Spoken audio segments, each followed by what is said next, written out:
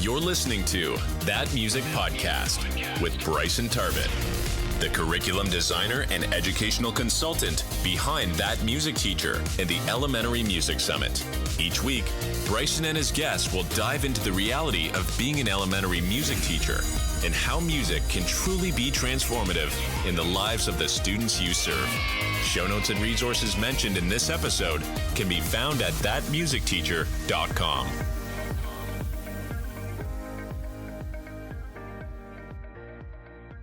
Welcome back to this episode of That Music Podcast. I'm super excited that you joined us here today as we're going to be talking about how you can use your lesson structure to reduce the chaos in your music classroom. So if you've been around a while, you know this is probably not a surprising thing for you.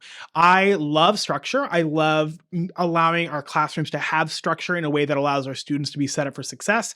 But I also think it's a great way to just make sure that we're not adding extra chaos to what is, let's be honest, in an elementary music classroom is already some type of chaotic situation to begin with.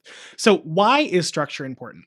First thing, there are a lot of students, a lot of populations that having a similar structure is going to reduce their stress and anxiety that they perceive in your classroom. A lot of neurodiverse students can really respond well to that, myself included. A lot of students who are EL students who are still kind of understanding, kind of getting the grasp of the language.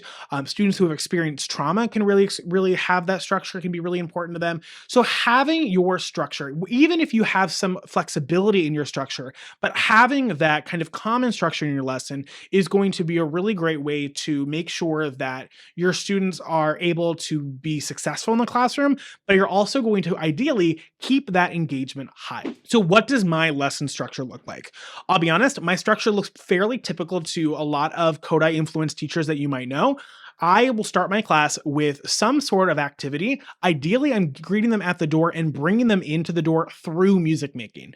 So I know I've talked before about having the students do engine number 9 as they're walking through the room. But there are other ways that we can get students into the room by making music, even if it's just saying, all right, when you get in the room, I want you to start joining in. There's music playing. Or I want you to start singing the song that we sang last time as we start moving in. I'll give you a pitch once we have a few people in the door. Whatever I can do to get them making music from minute 1, second 1 is going to be incredibly beneficial. So once we get in the room, ideally we're going to play some kind of game that is essentially reviewing what we did last time. So if we're working on rhythmic concepts, ta and titi, we might play a game that has some tas and titis in there, but the game or the activity ideally is a kind of a way to get them hooked into the lesson. So it might not necessarily be bringing ta and titi super explicitly to the front of their minds, but they're able to do it. So maybe we're going to be clapping the rhythm as we play the game, or whatever ways that you can incorporate that concept that you're doing. But the goal of this part of the lesson, for me at least, is to get them singing, get them moving, get them engaged, get them on board. And then once we do that, we're going to go use a transition. So like we've talked about before in episode 47, in episode 110, we talked about using stories, using some sort of transition to get them from point A to point B. So especially if we're moving places around the room. So usually that's when I go into either rhythmic work or melodic work. So I'll either have them go to the board, we're going to work on something together, and then maybe break out into groups, or maybe we'll go into groups and then maybe come back together. But whatever rhythmic or melodic work we're going to use in this first section of class, that's where this is going to come from. Ideally, it's one that we just kind of practiced using that game at the beginning. Sometimes it's not, if depending on the concept and depending on just like, do I need to get these kids? Like, is it first period of the morning and I need to get them just up and moving? But most of the time, and ideally, the song that we were singing at the beginning is going to have some similar concepts that go into that first either rhythmic or melodic work. Once we have that rhythmic or melodic work, I'm going to have them transition into what I call like story time. So essentially they're going to come over and sit in front of my chair. And that is when I share silly socks. So silly socks I stole from my wonderful cooperating teacher, Megan McDonnell. Basically I wear a different pair of silly socks and the students get to share their socks and I share my socks. And it's just like a minute and a half, but it's a way for us to get to know each other. Once we go to that, we go into a greeting. So I might say, hello, second graders. And they'll say, hello, Mr. Tarbett. And then I might say something along the lines of, hello, if you're wearing green. And then they're only going to say, hello, Mr. Tarbett, if they're wearing green. So that's a great way to get students to sing without saying, hello, Bryson. And they might go, I don't want to sing. So that's a great way to get them to sing in small groups rather than kind of putting them on the spot and make them do solo singing. Sometimes I might do that depending on the student and depending on where we're at and depending on kind of how their relationship is. But most of the time I try not to do solo singing unless we're kind of like doing it in a game. So after that, we do the flip flop. So if we did rhythmic work at the beginning, we're going to do melodic work now. And then ideally, we're going to wrap up the game or wrap up the day with some other sort of game. Now, this might have a different, there might be more games, more activities.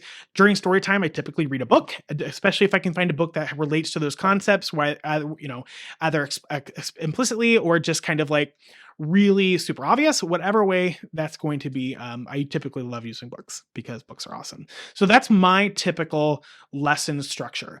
The way that looks when things change there's a few different things. For one thing, if I'm doing a Kodai presentation lesson, so for instance, if we're presenting quarter rest, we are not going to explicitly talk about melody that day. So instead of doing rhythmic and melody, we're going to do rhythmic and then rhythmic. So essentially the first part is going to be rhythmic prep. We're going to be making sure they're ready to go into the presentation moment.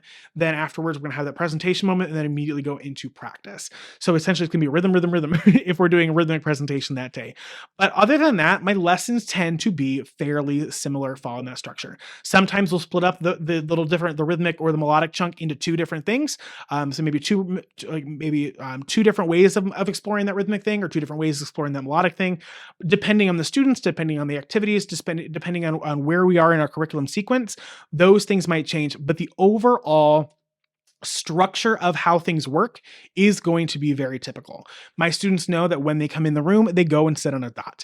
That is something that they know to expect. We might sometimes stand up, we might sometimes stay sitting down, but they know that we're typically going to start at that on those dots unless I tell them otherwise when I greet them to the door. So let's talk about transitions just briefly, because I know we've talked about transitions a lot before, but they're so important. So again, we talked about this before in episode 47 and then last week in episode 110 about how you can use transitions. But the goal here is to get them to do something as they are moving. That structure is going to be incredibly, incredibly important.